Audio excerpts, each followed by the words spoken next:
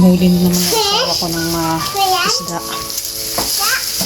Mababaw na yung tubig sa ilog, kaya nag-sideline na naman siyang manghuli ng mga isda.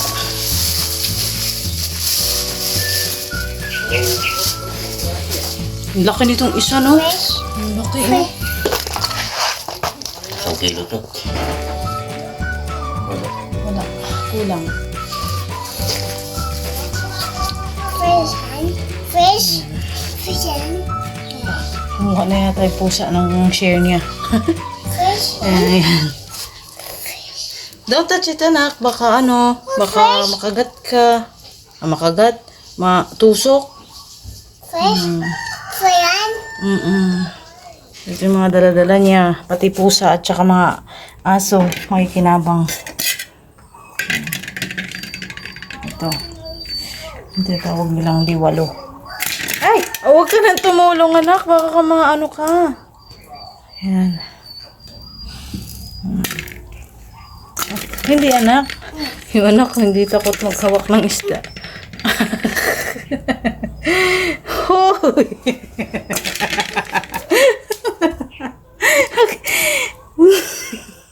Anak ka talaga na mangingisda, eh, no? Fish. Oo, that's fish. Sige. Fish? Oo. Huwag ka na tumulong magawa kasi baka mamaya matusok ka. Pipiliin natin yung mga liwalo. Dahil yan. Hindi yan kasali, anak. Hindi to kasali. Kasi lulutuin natin yan. Ulam natin yan. Fish. Yes. Yung mga maliliit ay ulam namin. Yung malalaki, lalo na yung mga bulig, ayan, Fish. ay ibebenta. Ayan. Hiwalayin natin yung mga hiwalayin na natin. Wait. Ano ba yung natin? Hiwayan. Sabi ko sa'yo, huwag ka na maghawak kasi ano ka niyan. Fish. Fish. Matutusok ka. Yes. That's fish. Fish. Oo, titingin ka na lang dyan, ha? Okay? Tingin ka lang. Huwag ka na sumaling Yan. Pang-ulam. Fish. Fish. Fish. Fish. Itong kanyang mga nahuli na ito, ano lang yan, dinadakma niya lang yan. Bare hands lang ang ginagamit niya. Panghuli. Fish. Yan. Dami-dami din ulam to. Actually, kung maganda lang yung araw ngayon, kung ano lang, ang tawag dun? Maaraw, yun, maaraw. Ano yan? Magandang idaing. Fish. Yes, that's fish, anak. Maganda idaing. Dahil madami-dami din to, eh. 3 lang naman kaming kakain.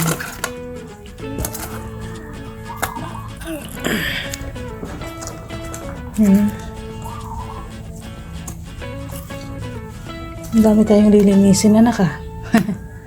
Gonggong. Gonggong? Bakit gonggong? Gonggong. Ang gonggong. So, umalis na kagad siya. Nagkilo siya ng isa. Meron na siyang buyer agad. Sumalubong yata doon sa daanan. Hinatid niya na 1 kilo. Hindi ko lang alam kung magkano ng bentahan nito. Sa ngayon. Uy. Ba't ka tumatalon? Ito dito sa ano siya. Kasi tumatalon. Sweetheart, don't touch it, anak.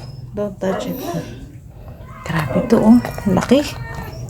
Ang pagkinilo natin yan. Yan. 616 grams.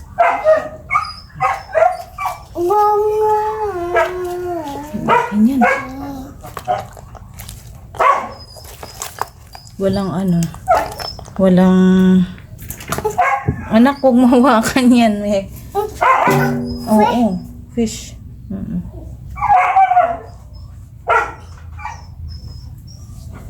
Yan.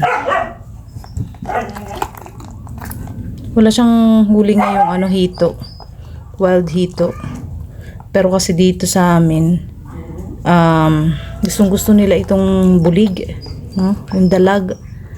Yung mga maliliit, ginagawa nilang pakalugkog yan. Bang parito, nilalaga muna.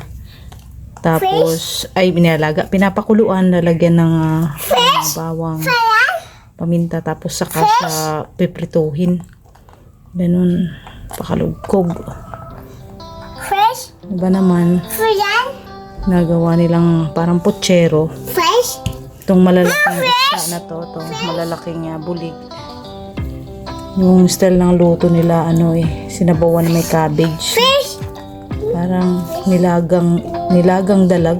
Parang ganun. Fish.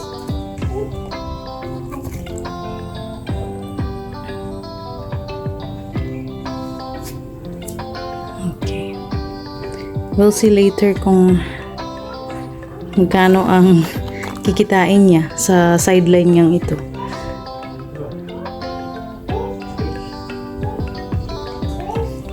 Wala ring hipon ngayon na nahuli.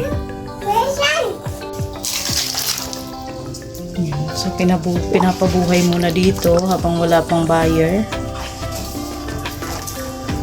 Mabot nga mga ilang kilo kaya yun.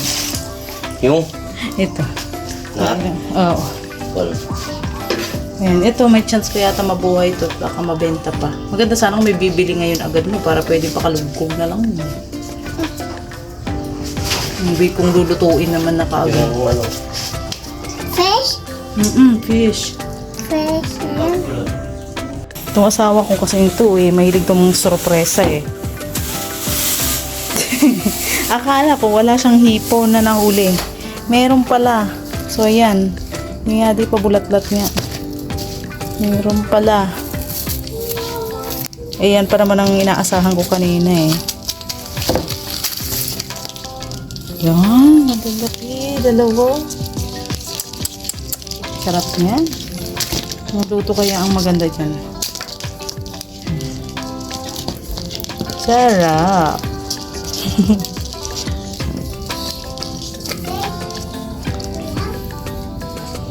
Dati talaga nung binata pa yung asawa ko, sabi niya pag daw siya nanguhuli ng hipon, nakakarami siya ng ilang kilong nahuhuli niyang ganyan.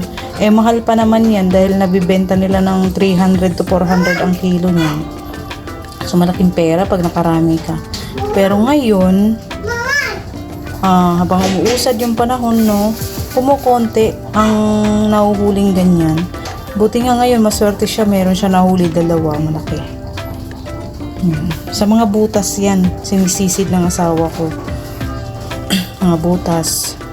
Mahirap din manghuli niyan kasi may time, nasusugatan pa nga siya dyan pag nanghuli kasi nga, sa butas yan, yung mga butas, minsan-minsan, may mga matutulis na kahoy, o kaya bubog, pagka, aanohin niya yun,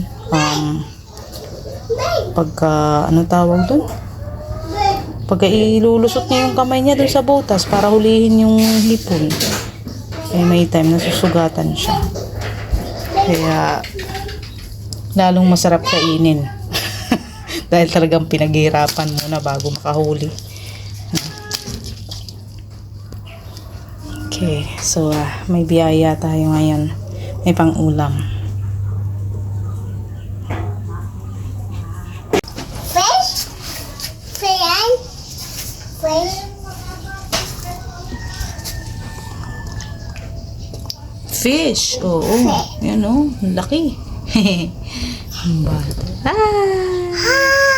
Hello! Hiya. Kabantay ka pa dyan. Alam mo, hindi siya takot kanina. Hinawakan niya yung isda. Fish. Hindi siya takot. Anak ka nga talaga ng mangingisda. Yan, ito yung pagkain. Pagkain namin. Pang ulam. Ang mga dalag naman ay nakabenta siya ng 4 na kilo. So, 80 pesos ang isang kilo, kaya kumita siya ng 320 pesos. So, dito sa probinsya, kahit simple lang ang pamumuhay, basta masipag ka, ay hindi ka magugutom. Dahil nandyan ang biyaya ng kalikasan. No? Libre lang. Kaya dapat nating pangalagaan. So that's it for now. I hope na nagustuhan nyo ang video natin sa araw na ito. Don't forget to subscribe. Bye-bye. Let's grow.